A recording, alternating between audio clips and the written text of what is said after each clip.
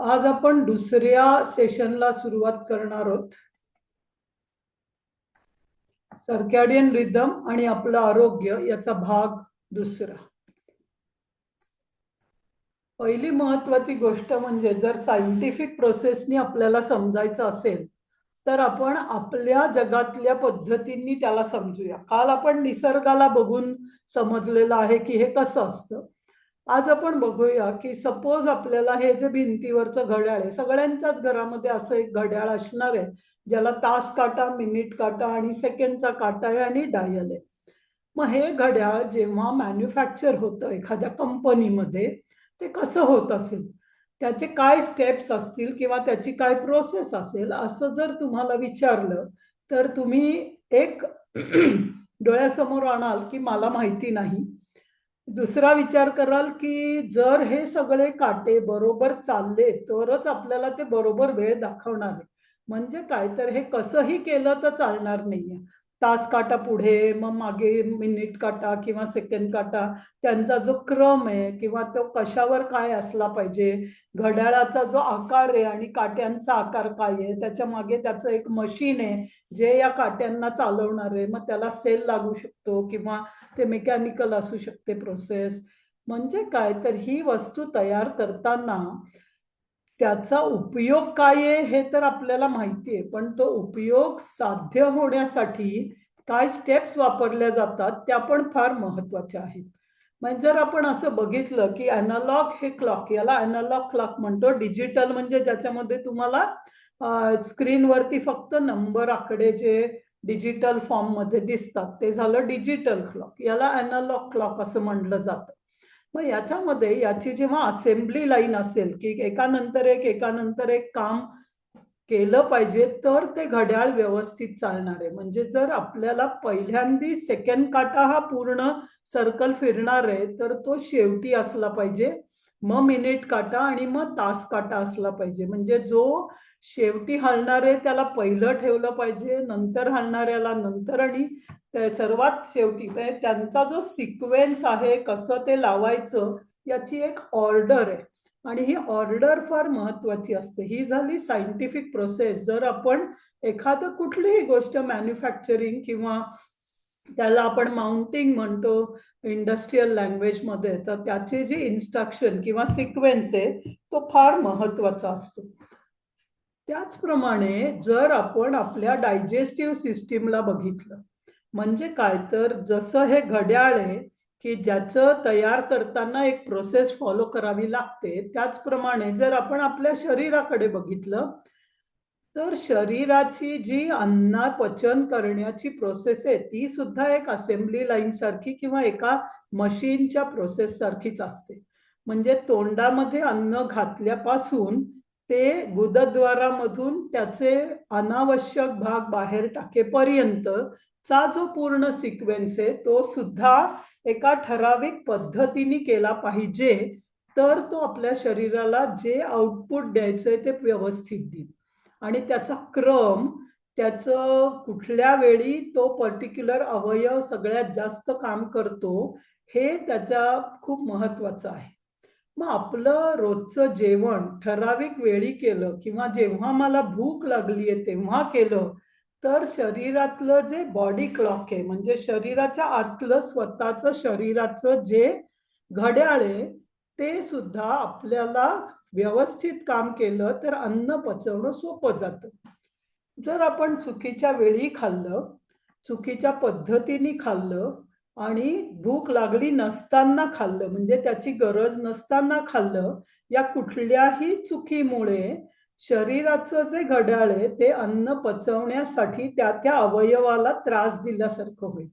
आणि मग असा त्रास आपण दिला तर त्याचा परिणाम काय होणार आहे, तर जर आपण वेगवेगळ्या वेळी जेवण केलं तर आपल्या शरीराचा जो मॅनेजर म्हटला जातो म्हणजे आपला मेंदू, आपल्या मेंदूला सगळ्या शरीरातल्या अवयवांना इन्स्ट्रक्शन द्यावी लागते कसं काय करायचं. मग मेंदूचं जे शरीराचं घड्याळ आहे त्याला मेंदूला बदलावं लागेल, त्याच्या वेळापत्रकात बदल करण्याचा फोर्स करावा लागेल. आणि हे केलं तर तो अवयव ऍक्च्युली चांगल्या पद्धतीने काम करू शकणार नाही. म्हणजे समजा की तुमचं पूर्ण खूप छान जेवण झालंय, लग्नाचं तुम्ही जेवून आलायत, अगदी जिलेबी आणि काय मठ्ठा आणि मसाले भात आणि असं सगळं छान तुम्ही दुपारी जेवून आलायत आणि त्याच्यानंतर घरी येऊन तुम्हाला किंवा ऑफिसमध्ये गेल्यानंतर तुम्हाला खूप छान मोठी फाईलचं काम आलं किंवा तुम्हाला काहीतरी एक अभ्यास करून त्याच्यावर काहीतरी बोलायला सांगितलं. आता ब्रेन काम करेल का आपलं? अजिबात करणार नाही. कारण एकदा का आपल्या डायजेस्टिव्ह प्रोसेसला सुरुवात झाली तर बाकी सगळ्या गोष्टी थांबवल्या जातात. अशा पद्धतीनेच शरीर काम करतं. थांबवल्या जातात म्हणजे स्लो डाऊन केल्या जातात. तेवढा इम्पॉर्टन्स त्याला दिला जात नाही. मग जर आपण चुकीच्या वेळी जेवलोय तर आपल्या शरीराला, आपल्या डायजेस्टिव्ह सिस्टीमला व्यवस्थित वापरण्यासाठी खूप ॲडजस्टमेंट करावी लागेल. आणि ती कशी करणार? तर आपल्याच शरीरातनं एनर्जी घेऊन त्याला डिस्टर्ब करावं लागणार आहे. म्हणजे काय? तर जर आपण बघितलं, ही जी आपली डायजेस्टिव्ह सिस्टीम या चित्रामध्ये दाखवली आहे, त्या डायजेस्टिव्ह सिस्टीममध्ये तोंडामध्ये अन्न घातल्यापासून एक एक अवयव कसा एकाखाली एक व्यवस्थित ठेवलेला आहे. आपली जी घड्याळाची असेंब्ली लाईन होती त्याच पद्धतीने ते जायला पाहिजे. लहान आतडं, मोठं आतडं, जठर, स्वादुपिंड, यकृत या प्रत्येकाचं त्याचं त्याचं खूप महत्वाचं काम आहे. आणि ते काम जर व्यवस्थित त्याला करता नाही आलं तर अन्नातनं जे घटक आपल्याला मिळायला पाहिजे ते मिळू शकणार नाही. आणि याच्याच वरती जे नोबेल पारितोषिक 2017 साली मिळालं, त्यांनी सांगितलं की आपल्या शरीराचं जे सर्कॅडियन क्लॉक आहे ते आपण फॉलो केलं तर आपण आजारी पडणार नाही. आणि आजारी पडलो असलो आणि आपलं घड्याळ बिघडल्यामुळे आपण आजारी पडलो असलो, घड्याळ रिसेट केलं तर आपल्या आजारातनं आपण बाहेर येऊ शकतो. म्हणजे काय? तर बिना औषधाचं नॅचरली आपण त्याला रिसेट केलं घड्याळाला, तर आपल्या आजाराला आपण रिसेट करू शकतो. हे वेस्टर्न वर्ल्डला 2017 सालीच्या नोबेल पारितोषिकानंतर कळलं. पण आपल्या आशिया खंडामध्ये चीन, भारत, जपान या सगळ्यांना हे शेकडो वर्षापासून माहिती आहे. कारण आपल्या इथे फार सिस्टमॅटिकली म्हणजे जेवणाचं ताट कसं वाढायचं, कुठल्या पद्धतीने कशानंतर काय खायला पाहिजे, कुठल्या सणाला काय पदार्थ बनवला पाहिजे. जर वातावरण थंड असेल तर तुम्ही गुळाची पोळी खा, तिळाची चटणी खा. जर वातावरण गरम असेल तर तुम्ही काय खा? तेव्हा वॉटरमेलन आपल्याला मिळतं.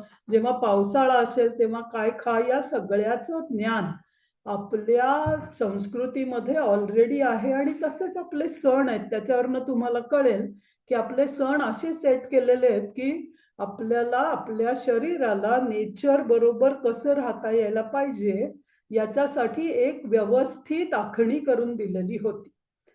मग असं बघा तुम्ही की आपल्या जर नुसतं डायजेस्टिव्ह सिस्टीमच्या प्रत्येक अवयवाला क्लॉक आहे असं नाही, तर ॲक्चुअली शरीरात असलेल्या प्रत्येक अवयवाचं त्याचं त्याचं क्लॉक आहे. म्हणजे जर आता आपण जगाचा नकाशा बघितला, तर भारतात किती वाजलेत, तेवढेच अमेरिकेत वाजत नाहीत, तेवढेच कॅनडात वाजत नाहीत, तेवढेच रशियात वाजत नाहीत आणि तेवढेच चायनामध्ये त्या घड्याळात वाजलेले दिसणार नाहीत. कारण तिथे अक्षांश रेखांशाप्रमाणे घड्याळ वेगवेगळ्या वेळा दाखवणार, कारण तो वेळ आपल्याला समजला पाहिजे. ज्याला आपण म्हणतो जेट लॅग, की इकडे असलेली एक वेळ आणि तिकडे असलेली एक वेळ शरीराला ॲडजस्ट व्हावं लागतं. मग असं जर आपल्याला एका ट्रॅव्हलमुळे जेट लॅग होत असेल, तर आपल्या शरीराला असलेल्या त्याच्या क्लॉकला जर आपण डिस्टर्ब केलं, तर दरवेळी शरीराला तो लॅग भरून काढावा लागतो आणि तो लॅग कसा भरून काढायचा याच्यासाठी ब्रेनला भरपूर काम करावं लागतं आणि म्हणून आपलं शरीर ॲक्चुअली डिस्टर्ब होत जातं. आता तुम्ही या बाजूला दिलेल्या उजव्या साईडला सर्कलमध्ये दिलंय, की कुठला अवयव डायजेस्टिव्ह सिस्टीमचाच नाही तर शरीरातला कुठल्या वेळी त्याचं बेस्ट काम करतो. तर आपण बघितलं तर लार्ज इंटेस्टाईन सकाळी 5 ते 7, 5 AM to 7 AM. Large intestine म्हणजे मोठं आतडं. आता मोठं आतडं त्यावेळी बेस्ट एफिशियंट काम करत आहे, तेव्हा त्यांनी जर त्याचं काम व्यवस्थित केलं तर सकाळी 5 ते 7 या वेळामध्ये आपल्याला ऑटोमॅटिकली काहीही वरनं लोडिंग न करता आपल्या गुदद्वारातनं अनलोडिंग करणं शक्य व्हायला पाहिजे. म्हणजे काय, तर सहज मोशन पास व्हायला पाहिजे जेव्हा लार्ज इंटेस्टाईन त्याचं बेस्ट फंक्शन करत असेल. असं व्हायला पाहिजे असेल तर बाकी सगळ्या अवयवांना पण त्या त्या वेळी त्याच्या त्याच्या बेस्ट वेळी काम केलं पाहिजे. मग stomach, spleen, small intestine, kidney, heart, गल ब्लॅडर, लिव्हर या प्रत्येकाचा एक एक वेळ तिथं तुम्हाला सांगितलाय आणि ह्याच्यावरतीच खूप मोठा रिसर्च जगामध्ये होऊन आपल्याला आता हा वेळ मिळालेला आहे. हा मी माझ्या मनाने लिहिलेला वेळ नाहीये, तर याच्यावर रिसर्च होऊन कुठल्या शरीरातल्या भागाचा मोस्ट एफिशियंट वेळ तो दिवसातनं 2दा पण येतो. जेव्हा जेव्हा आपल्याला 2दा त्या गोष्टी करतो, म्हणजे आपण लंच करतो आणि डिनर पण करतो, तर त्याचा तो 2दा पण वेळ येईल. पण सगळ्यात मोस्ट एफिशियंट वेळ जो इथे दिला आहे तसा आहे. मग जर आपण सर्कॅडियन रिदम प्रॉपरली फॉलो करत असलो तर प्रत्येक अवयव आपला त्याच्या त्याच्या बेस्ट एफिशियंट वेळी काम करेल आणि मग आपलं शरीर ऑटोमॅटिकली त्याच्या बेस्ट परफॉर्मन्स देऊ शकेल, म्हणजे ते आजारी पडणार नाही. मग निरोगी शरीर आहे याचा अर्थ काय किंवा याचं डेफिनेशन तुम्ही वेगळ्या पद्धतीने बघा, की शरीरातल्या प्रत्येक अवयवाला त्याच्या त्याच्या बेस्ट वेळी काम करण्याची मुभा मिळते किंवा तेव्हाच त्याला काम करावं लागतंय, तर प्रत्येक अवयव निरोगी राहील, म्हणजे माझं पूर्ण शरीर त्यामुळे निरोगी राहू शकतं. मग निरोगी राहणं याचा अर्थ माझं जिममध्ये गेल्यावर माझे मसल तयार झाले, मी खूप वॉकिंग केल्यामुळे माझं वजन कमी झालं आणि मी मेडिटेशन केल्यामुळे मनाचा स्ट्रेस कमी झाला, एवढंच फक्त नाहीये, तर मी माझ्या शरीराला समजतोय का, त्याला त्याचं बेस्ट एफिशियंट काम करायला देतोय का, आणि ते मी करत असेल तर मी निरोगी आहे, असं एक नवीन डेफिनेशन तुम्ही समजून घ्या. मग याच पद्धतीने बघितलं तर आता हा एक टाइम चार्ट बघा. याच्यामध्ये कधी ब्रेकफास्ट घेतला पाहिजे, कधी लंच घेतलं पाहिजे, कधी डिनर घेतलं पाहिजे, याच्या काही वेळा त्या त्या अवयवाच्या बेस्ट एफिशियंट टाइम प्रमाणे दिले. याचं मी कसं तुम्हाला गणित मांडायचं ते पण एका वेगळ्या पद्धतीने सांगणार आहे. की अन्न खाल्ल्यानंतर कोणाचा तरी आवाज येतोय. मी 4-5 जणांना को होस्ट केलंय. उषा मा, हट्टे, सविता मा, प्लीज चेक करा कोणाचा आवाज मागणं येत असला तर. सो अन्न खाल्ल्यानंतर मूलभूत पचन म्हणजे आपल्या अन्ननलिकेतून, तोंडापासनं अन्ननलिकेतून अन्न पोटापर्यंत म्हणजे स्टमक पर्यंत जाण्यासाठी त्याला 2 ते 6 तास लागतात. आपण काय खातोय त्याप्रमाणे. नॅचरल फूड म्हणजे फ्रुट्स असं तुम्ही खाल्लं तर 2 तासात जाईल.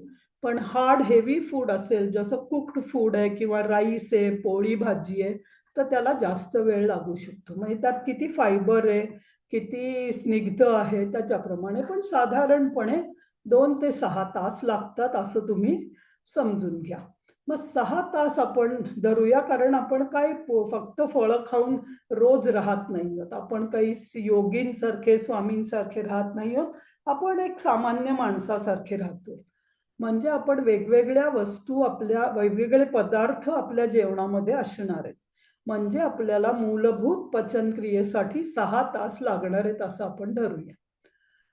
मग जर रात्रीचं जेवण संध्याकाळी 6 ते 7च्या दरम्यान केलं, तर आपण ॲव्हरेज किती वेळ द्यायला पाहिजे सरळ बसण्यासाठी, म्हणजे आडवं न होण्यासाठी. तर जोपर्यंत अन्न त्या अन्ननलिकेतनं पास होतंय तोपर्यंत तरी बसलं पाहिजे, झोपलं नाही पाहिजे. नाहीतर मग अन्न पचन होण्यासाठी जास्त वेळ लागेल. म्हणजे जर आपण संध्याकाळी 6 ते 7च्या दरम्यान खाल्लं तर आपण 9 ते 10 ते 11 पर्यंत झोपू शकतो, कारण तोपर्यंत साधारणपणे 4-5 तास कंप्लीट झालेले, अन्न हळूहळू पुढे सरकलेलं आहे आणि मग ते वेगवेगळ्या अवयवांकडे जाणार आहे. 7 ते 8 तासाची झोप आपल्याला, आपण मेडिटेरियन असल्यामुळे गरजेची आहे असं समजलं. तर काही लोकांना 4 पुरेल, काही लोकांना 8 लागेल, पण ऑन एन ॲव्हरेज 7 ते 8 तासाची झोप आपल्याला गरजेची आहे असं म्हटलं, तर जर आपण रात्री 10 वाजता झोपलो, त्याच्यात तुम्ही 7 ते 8 तास मिळवले, तर तुम्हाला सकाळचे 5 किंवा 6च्या दरम्यान आपण उठू शकतो. आपल्याला जर 5 ते 6 वाजता उठायचं आहे, तर आता हे उलटं लावून बघा क्लॉक. जर मला सकाळी 6 वाजता उठायचंय आणि मला 7 ते 8 झोपायचंय, 7 ते 8 तास झोपायचंय, तर मला 9, 10, 11 पर्यंत झोपलं पाहिजे पूर्ण झोप मिळण्यासाठी. आणि मग जर मी 9, 10ला झोपायचंय मला, तर त्याच्या 4 ते 5 तास आधी तरी मी मिनिमम जेवलं पाहिजे. याच्यासाठी खूप महत्वाचं काय आहे, तर रात्री जर आपण 9 वाजता, 10 वाजता, 11 वाजता, 12 वाजता रात्रीचं जेवण घेत असू, तुम्हाला जो फॉर्म, रजिस्ट्रेशन फॉर्म दिला होता त्याच्यामध्ये हा प्रश्न विचारला होता. साधारणपणे तुम्ही किती वाजता झोपता? ऑन ॲव्हरेज आन्सर आलेलं आहे 10-11 वाजता रात्रीचं आपण जेवतो आणि त्याच्यानंतर झोप लागत नाही किंवा खूप वेळ आम्ही टीव्ही बघतो किंवा यूट्यूब बघतो आणि अशी तुमची जर झोपण्याची प्रोसेस असेल, तर लवकर झोप लागूच शकत नाही, कारण अन्न नलिकेतनं सरकत आहे. म्हणजे काय, तर आपण कधी जेवलं पाहिजे. सो महत्वाचं काय आहे, तर झोपण्याची वेळ फार महत्वाची नाहीये. झोपण्याची वेळ शरीराने ठरवली पाहिजे, ज्याप्रमाणे आपण खाण्याची वेळ सेट केली आहे. आता झोपलंच पाहिजे असं पण नाही. जसं काल एकाने विचारलं, की माझी नाईट शिफ्ट आहे किंवा एखादा सिक्युरिटीमध्ये काम करणारा माणूस आहे किंवा एखादा सैन्यामधला सैनिक आहे, जो बॉर्डरवरती आहे. तर झोप ही तुम्ही बँक अकाउंटसारखी ॲडजस्ट करू शकता. म्हणजे आज मी कमी झोपलं आणि उद्या ॲडजस्ट केलं, तर झोप ॲडजस्ट होईल. पण जेवण आपण जर डिस्टर्ब केलं, तर आपला पूर्ण रिदम डिस्टर्ब होतो. सो झोपण्याच्या म्हणजे ज्यांना शक्य आहे, म्हणजे या कुठल्याही प्रॉब्लेम नाही आपल्याला, मला नॉर्मल आयुष्य 9 ते 5चं ऑफिस मी करतो आणि मला सगळ्या वेळी पॉसिबल आहे, तर आपण खाण्याची आणि झोपण्याची वेळ सातत्यपूर्ण, म्हणजे एक्झॅक्टली 12 वाजताच रोज जेवलं पाहिजे आणि 9 वाजताच झोपलं पाहिजे असं मी म्हणत नाहीये. पण साधारणपणे जेव्हा मला भूक लागते तेव्हा मी खाल्लं पाहिजे आणि जेव्हा मला झोप येते तेव्हा मी झोपलं पाहिजे. पण ती वेळ जर आपण व्यवस्थित सर्कॅडियन रिदमच्या मध्ये सेट केली, तर शरीर नैसर्गिकरित्या निरोगी राहण्याची पॉसिबिलिटी वाढते.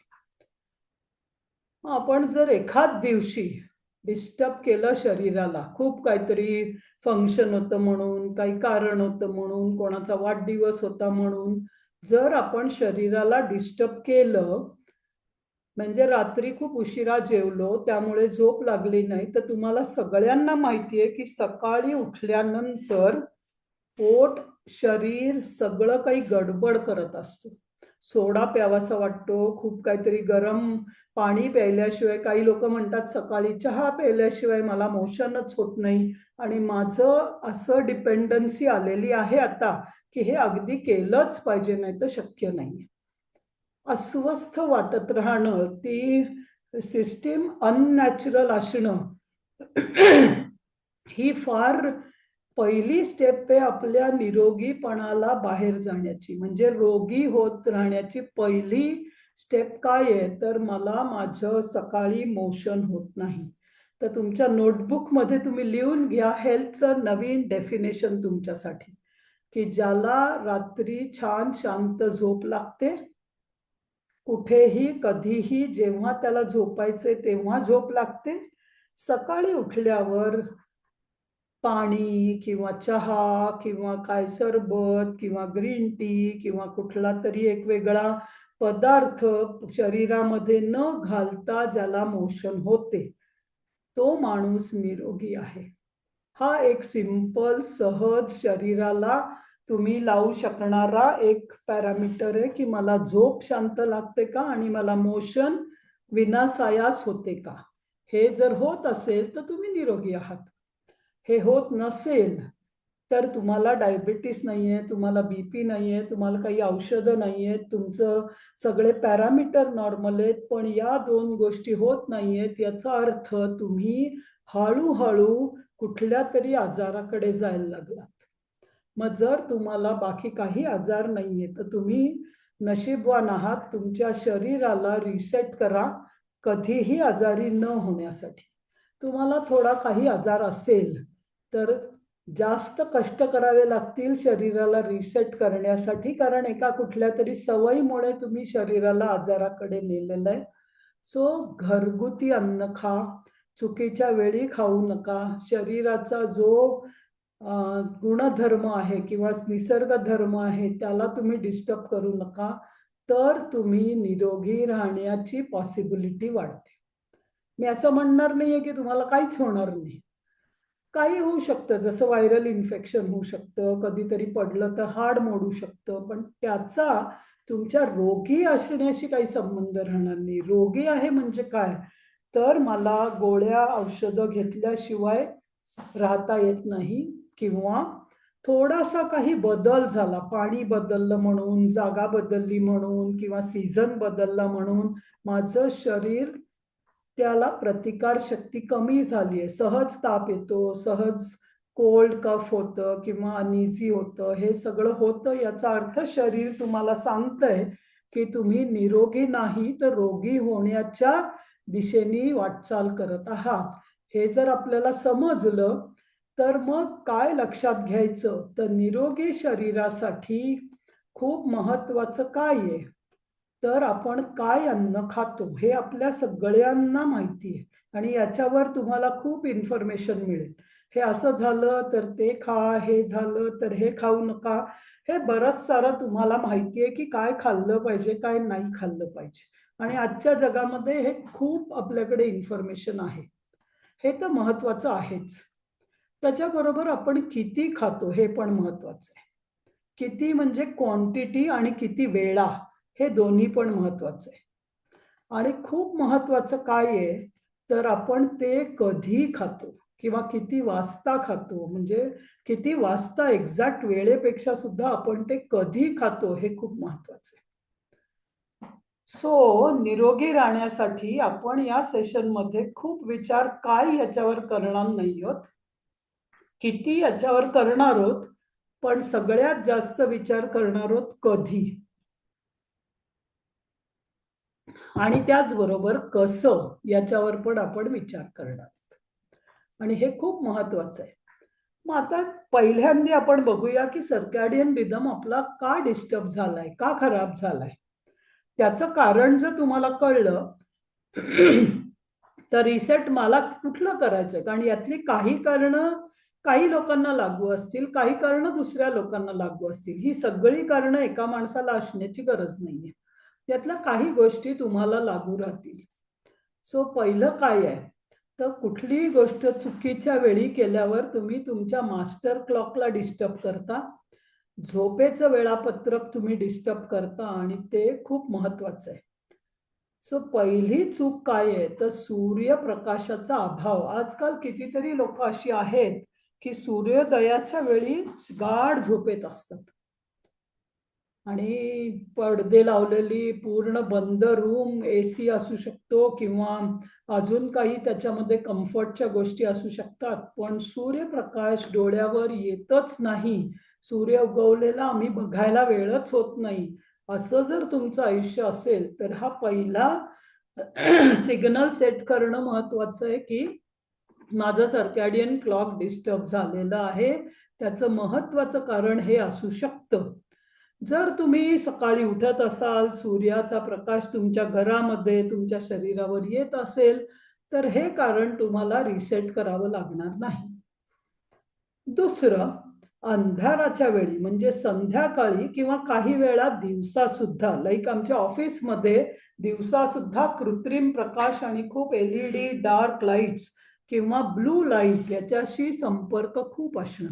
ब्लू लाईट म्हणजे तुम्ही पाहत असलेला टीव्ही, तुमचा लॅपटॉप, तुमचा फोन या सगळ्याचा आज दिवसभरात आपण खूप कृत्रिम प्रकाश आपल्या डोळ्यावर देत राहतो आणि त्याच्यानी आपल्या शरीराचं म्हणजे ब्रेनचं जे इन्फॉर्मेशन प्रोसेसिंग आहे तेच बिघडून जातंय आणि त्याचा एक मोठा परिणाम म्हणजे आपली लाईफस्टाईल वरती परिणाम होतोय किंवा शरीराच्या हेल्थवर परिणाम होतोय.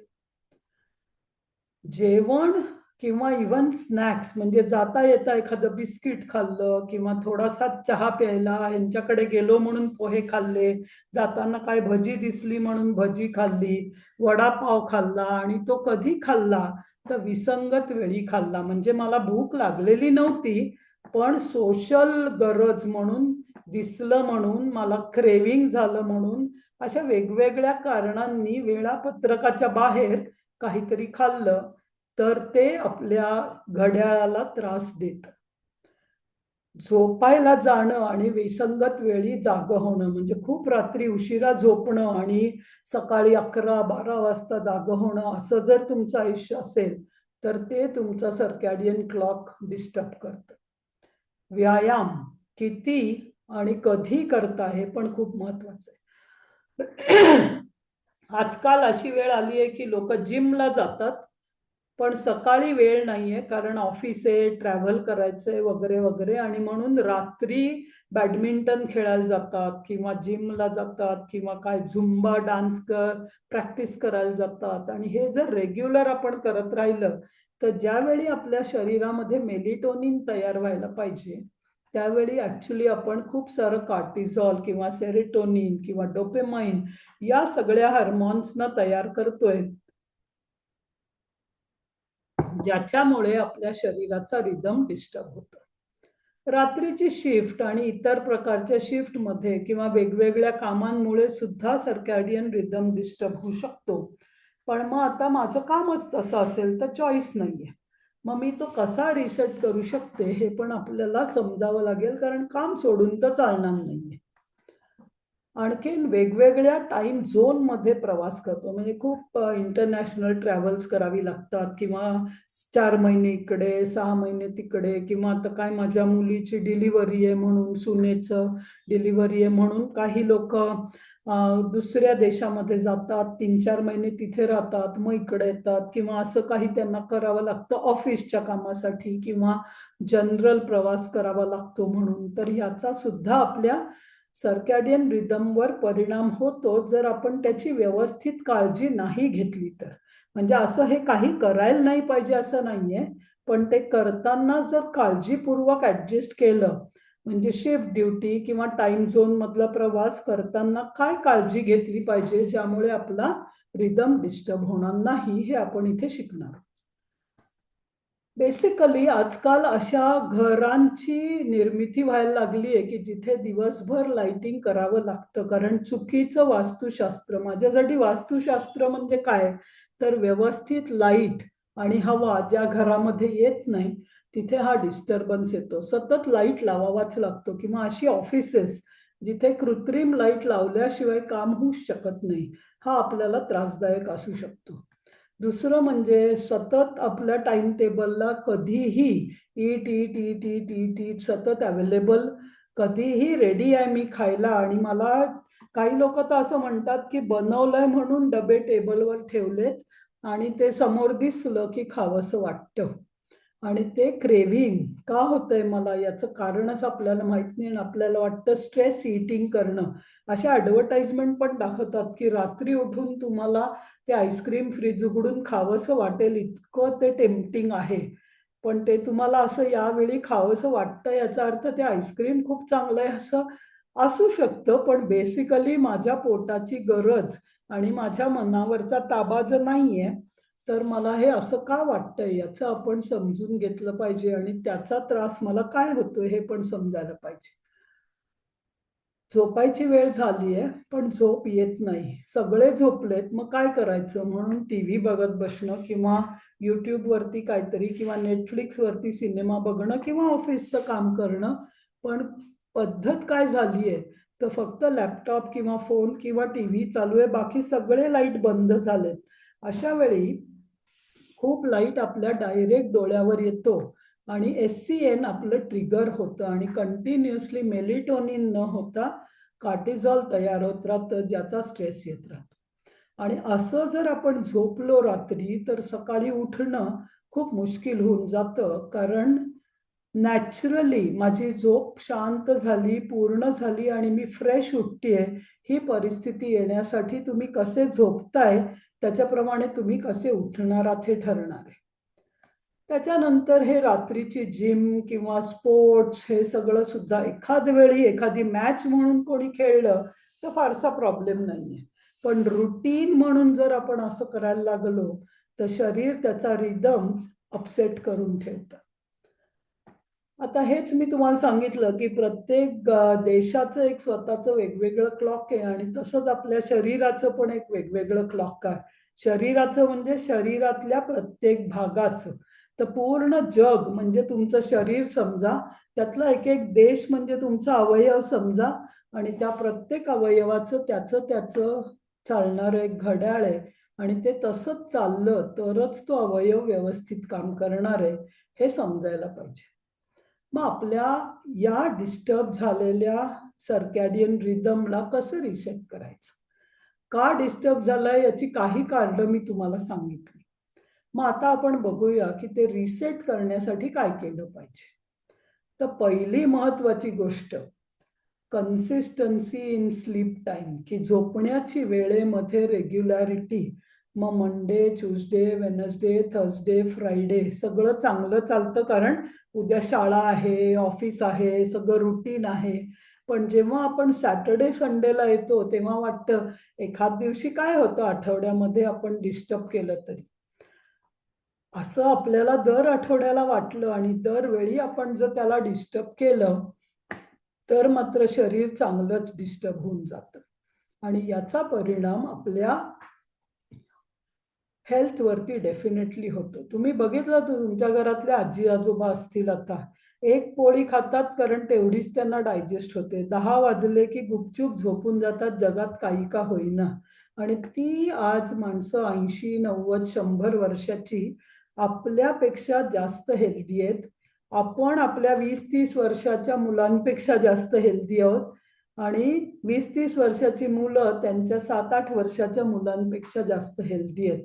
असं का व्हायला लागलंय? तर झोपेची अनियमितता, डोळ्यावर पडणारा कृत्रिम प्रकाश आणि जेवणाची अनियमितता. सो पहिली गोष्ट काय केली पाहिजे? तर वेळेत झोपण्याची स्वतःला सवय लावली पाहिजे. आता ही सवय लावावी लागेल, पण त्याच्यावरती जास्त टेन्शन घेऊ नका. मी तुम्हाला आज ते फोर्स पण करणार नाही की 10 वाजले की झोपलं पाहिजे, असं कुठलंही वेळापत्रक इथे तुम्हाला देणार नाहीये. जो माणूस सकाळी उठू शकतो तोच निरोगी आहे. तुम्हाला मराठीमध्ये माहिती आहे, लवकरी निजे लवकरी उठे तया ज्ञान आरोग्य संपत्ती लाभे. तर ही संपत्ती म्हणजेच आरोग्य आहे. हे आपल्या लक्षात येतं जेव्हा आपण त्या आरोग्य नसण्यामुळे खूप पैसा खर्च करायला लागतो. हेल्थ इज वेल्थ आणि ती वेल्थ तुम्हाला डॉक्टरला द्यावी लागते, हॉस्पिटलला द्यावी लागते, ऑपरेशनला द्यावी लागते, मेडिसिनला द्यावी लागते. कारण काय तर मी माझ्या हेल्थवरती खूप व्यवस्थित काम केलं नाहीये म्हणून. सो सकाळी उठू शकणं आणि सकाळचा सूर्योदय बघणं ही शरीराच्या हेल्थची खूप महत्वाची गरज आहे. दुसरं म्हणजे काय तर कन्सिस्टन्सी जेवणाच्या वेळेमध्ये. काय जेवताय याच्यापेक्षा सुद्धा ते कधी जेवता हे खूप महत्वाचं आहे. त्यामुळे आजपासनं उद्यासाठी आणि उद्यापासनं पुढचे 20 दिवस, 21-22 दिवस आपण एक नियम करणार आहोत, की जेवणाची वेळ सनराईज टू सनसेटच असेल. आता थंडी चालल्यामुळे सनसेट लवकर होतोय आणि सनराईज उशिरा होतोय. तर एक रिलॅक्सेशन आपल्यासाठी ठेवूया, की सकाळी 7 ते संध्याकाळी 7 हाच माझ्या जेवणाचा वेळ असेल. अंदाजे की सकाळी 7 पर्यंत सूर्य उगवलेला आहे आणि जरी सूर्य लवकर मावळला तरी सवय म्हणून मी संध्याकाळी 7च्या आतमध्ये म्हणजे 12 तासामध्ये मी जेवणार आहे आणि 12 तास शरीराला त्या डायजेस्टिव्ह प्रोसेससाठी देणार आहे. हा स्वतःसाठी नियम करून घ्या. आज तुम्ही किती वाजता जेवलायत, अजून कोणाचं जेवण झालं नसेल, कोणी या सेशन नंतर जेवणार असेल, कोणी सेशन चालू असताना जेवत असेल, ओके. पण उद्यापासनं खूप महत्वाचं काय आहे, तर झोप तुम्हाला जेव्हा येईल तेव्हा झोपा. पण जेवणाच्या वेळा कंपल्सरी 7 ते 7 मध्ये ऍडजस्ट करण्यासाठी, मग तुम्ही कितीही वेळा खा. 7 वाजता खा, 8 वाजता खा, 9 वाजता खा, 10, 11, ज्या वेळी तुम्हाला भूक लागेल तेव्हा खा. जितके वेळा भूक लागेल तितके वेळा खा, काही प्रॉब्लेम नाही. पण संध्याकाळी 7 नंतर मात्र तोंडाला कुलूप लावा.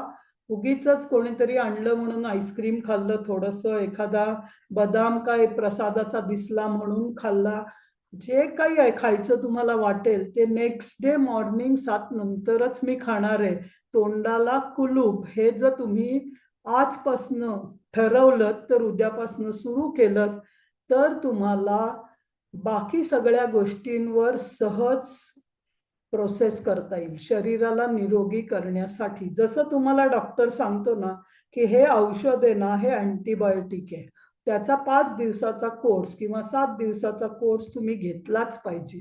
आणि सकाळी जेवणानंतर, संध्याकाळी जेवणानंतर तुम्ही 5 दिवस औषध घ्या. मग तुम्ही म्हणता का डॉक्टरला, डॉक्टर एखाद दिवशी मिस झालं तर चालेल का? तो डॉक्टर काय सांगेल, चालेल पण मग पुन्हा एकदा तो कोर्स घ्यावा लागू शकतो आणि तुमचं दुखणं परत ते बाहेर येऊ शकतं. कारण हा कोर्स असाच घेतला तुम्ही अँटीबायोटिकचा तरच शरीरात असलेला जो कोण व्हायरस बॅक्टेरिया आहे त्याला आपण मारू शकणार आहे.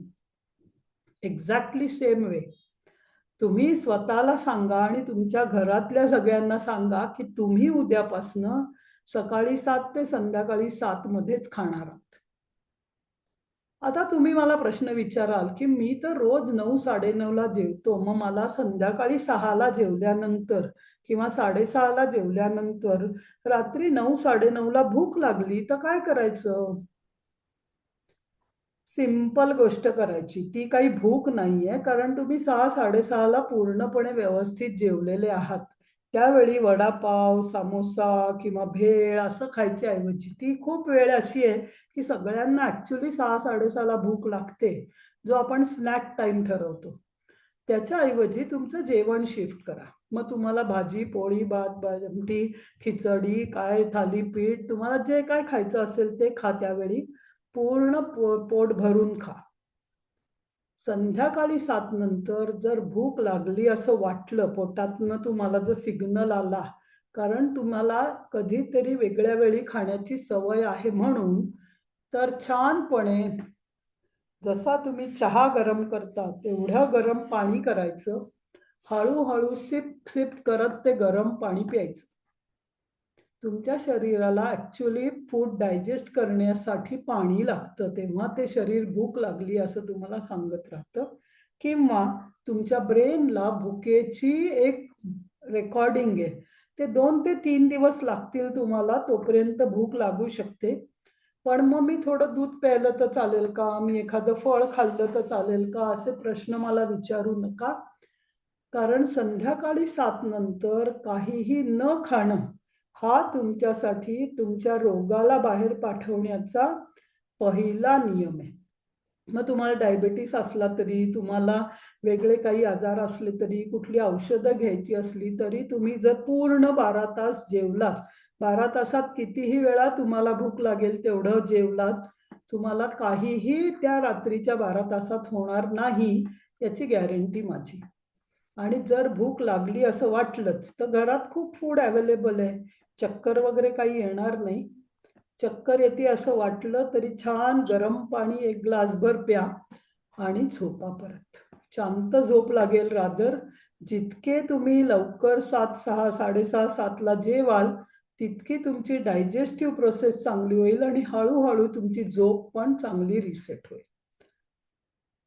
असं केल्याने 6-6:30ला तुम्ही जेवल्यामुळे रात्री तुम्हाला कधीतरी 3-4 वाजता मोशन फिलिंग येऊ शकतं, युरिन एक्स्ट्रा पास होतंय असं वाटू शकतं, कारण आता तुमचं शरीर क्लिनिंग प्रोसेसमध्ये गेलंय.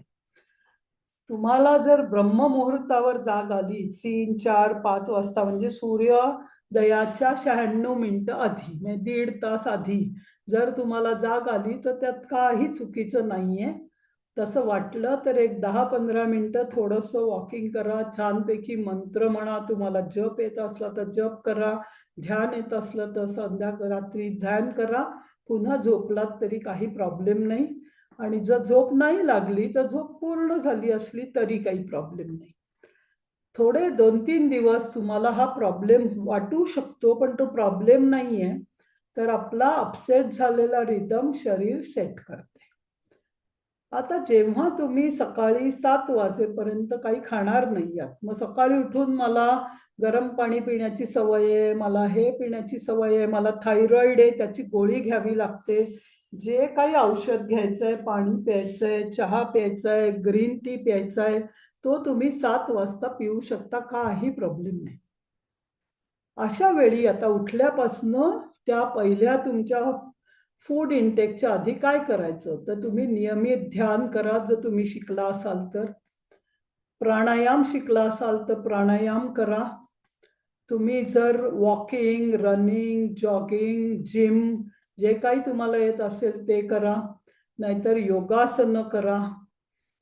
सूर्यनमस्कार घाला. तुम्ही संध्यावंदना, तुमचं जो उपनयन झालं असेल तर संध्यावंदना करा. हे काही सकाळी तुम्ही करू शकाल, हे सगळं चांगलं आहे तुमच्या शरीरासाठी. कारण 6:30-7ला जेवल्यानंतर जे टॉक्सिन शरीरामधनं बाहेर पडले पाहिजेत, ते बाहेर टाकण्याचा म्हणजे 5 ते 7 हा तुमच्या मोठ्या आतड्याचा बेस्ट फंक्शनिंग टाइम आहे. आणि त्याचा अर्थ एक्सक्रीशन शरीरातनं व्हायला पाहिजे, म्हणून हे सगळं करणं खूप गरजेचं आहे. ज्याच्यामुळे तुमची लार्ज इंटेस्टाईन, मोठं आतडं काम करून ऑटोमॅटिक तुम्हाला मोशन होईल, काहीही न पिता खाता. याचा अनुभव घ्या. यातलं तुम्हाला जे येत असेल ते करा, जे तुम्ही शिकला असाल ते करा.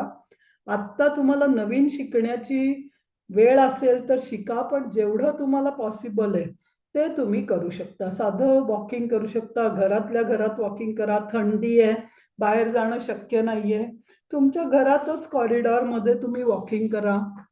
छोटीशी काय घरातली कामं करा. बाई येणार असली तरी घरातला केर काढा, काही प्रॉब्लेम नाही, पण स्वतःच्या शरीराला हालचाल द्या सकाळी 7ला काही घ्यायच्या आधी. हे खूप महत्वाचं आहे. सो व्यायाम केल्याने तुमचं शरीराचे मसल्स खूप चांगले होतात आणि त्याच्यामुळे तुम्हाला दीर्घायुष्य, बल आणि सुख हे मिळण्याची पॉसिबिलिटी वाढेल. आता दिनचर्या म्हणजे काय, तर आपली दिवसभराची काय असली पाहिजे सर्कॅडियन रिदम चांगला करण्यासाठी. तर लवकर उठलं पाहिजे. लवकर म्हणजे कधी, तर सूर्य उगवण्याच्या आधी उठणं ही सगळ्यात चांगली गोष्ट आहे. मग तुमच्यासाठी ती 4, 5, 6 असेल. तुमच्या लाईफच्या गरजा काय आहेत, कोण तुमची मुलं शाळेत जाणार आहे, नवरा ऑफिसला जाणार आहे, तुम्हाला स्वतःला ऑफिसला जायचं आहे, त्याच्याप्रमाणे ज्यावेळी उठण्याची गरज आहे तेव्हा तुम्ही उठा. पण महत्वाचं म्हणजे सूर्य येण्याच्या आधी उठा. त्याच्यानंतर मौखिक स्वच्छता करा, आतड्याची हालचाल व्हायला पाहिजे, याच्यासाठी तुम्हाला थोडा व्यायाम केला पाहिजे, याच्यासाठी तुम्हाला थोडी हालचाल केली पाहिजे आणि मग तुमचं मलविसर्जन सहज होण्यासाठी प्रयत्न करा.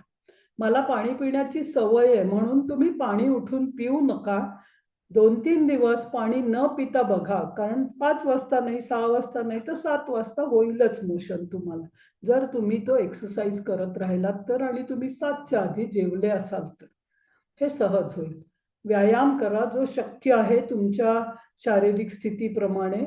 तुम्हाला आवड असेल तर ध्यान, प्रार्थना, आंतरिक शांतीसाठी तुम्हाला जे आवडतं, तुम्ही गायक असाल तर गाण्याची साधना करा.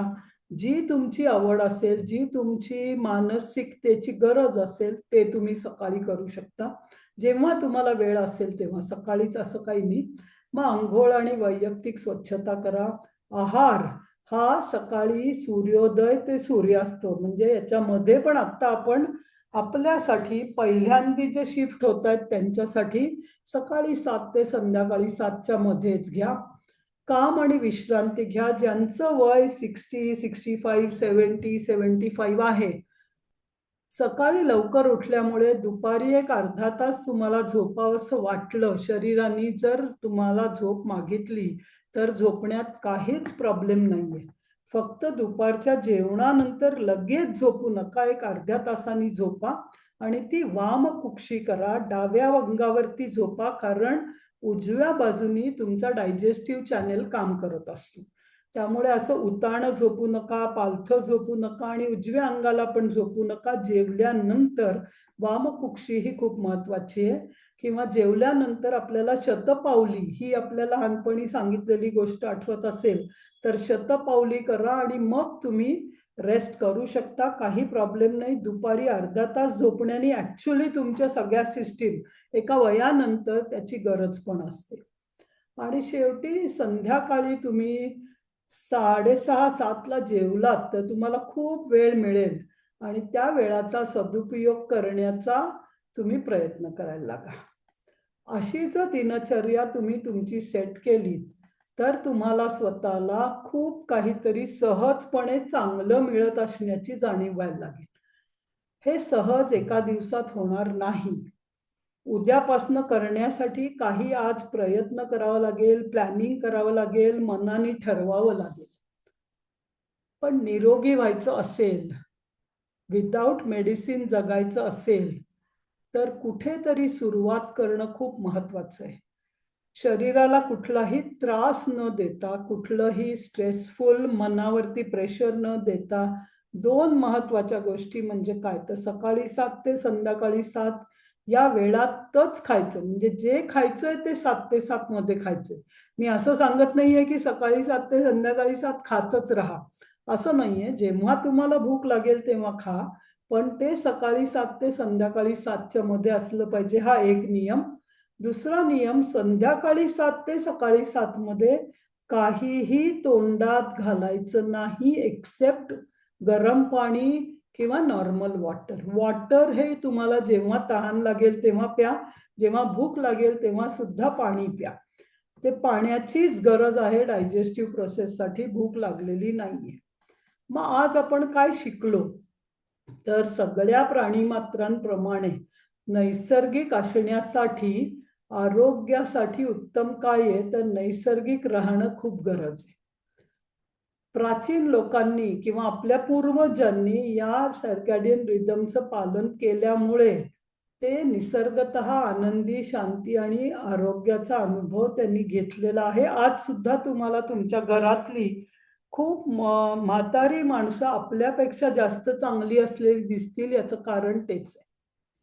आपल्या आजच्या मॉडर्न लाईफस्टाईलमुळे आपला सर्कॅडियन रिदम बिघडलाय याची जाणीव करून घ्या आणि मॉडर्न राहून सुद्धा, मॉडर्न गोष्टी वापरून सुद्धा आपला सर्कॅडियन रिदम रिसेट करता येतो याची समज करून घ्या. आणि शरीरात आजार असले तर त्यातनं आपल्याला बाहेर जायचंय, आजार नसले तर आपल्याला आजारी नाही व्हायचंय. यासाठी आपण हा प्रण घेतला आहे असं समजा आणि छोट्या छोट्या गोष्टी पाळायला लागलात तर तुम्हाला निरोगी राहणं पॉसिबल आहे. चांगलं आरोग्य परत मिळवण्यासाठी खूप कष्ट करायची गरज नाहीये, पण सर्कॅडियन रिदम काय आहे हे समजून तो रिसेट करण्यासाठी मात्र काम करण्याची गरज आहे. लगेच औषधं वगैरे बंद करू नका. तुमच्या ज्या टेस्ट आहेत, तुमचे जे डॉक्टर आहेत त्यांच्या कन्सल्टेशन मध्येच राहा. मी कुठलंही प्रिस्क्रिप्शन या कोर्समध्ये देत नाही. हा आजार असेल तर काय केलं पाहिजे, तो आजार असेल तर काय केलं पाहिजे, याच्याविषयी खूपसं डिस्कशन इथे आपण करणार नाही. कारण आपल्या शरीराला आपण शिकवणार आहोत की शरीराने त्यातले आजार कसे काढून टाकायचे, कारण तुमच्या शरीराकडे त्याची कपॅसिटी आहे. मग हे करण्यासाठी 3 सोप्या गोष्टी करायच्या आहेत फक्त.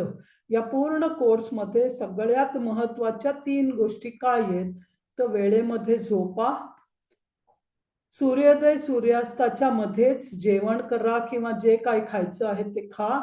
नियमित व्यायाम, ध्यान, प्राणायाम जे तुम्हाला येत असेल ते आणि जे आवडत असेल ते. मग तुम्हाला ट्रेकिंगची आवड असेल ट्रेकिंग करा, तुम्हाला स्पोर्ट्सची आवड असेल स्पोर्ट्स करा, पण शरीराला नियमित कुठल्या तरी पद्धतीने व्यायाम द्या. हे खूप महत्वाचं आहे. सो आजच्यासाठी एवढंच की आपल्याला हे कसं करायचंय, तर खूप महत्वाचं काय आहे, तर सकाळी 7 ते संध्याकाळी 7 या वेळातच आपण जेवणार आहोत. हा एकच नियम पुढचे 21 दिवस आपण फॉलो करणार आहोत. बाकी या गोष्टी का वर्क करतात, कशा वर्क करतात याच्याविषयी सायंटिफिक आपण पुढच्या काही दिवसांमध्ये शिकणार आहोत. ठीक आहे.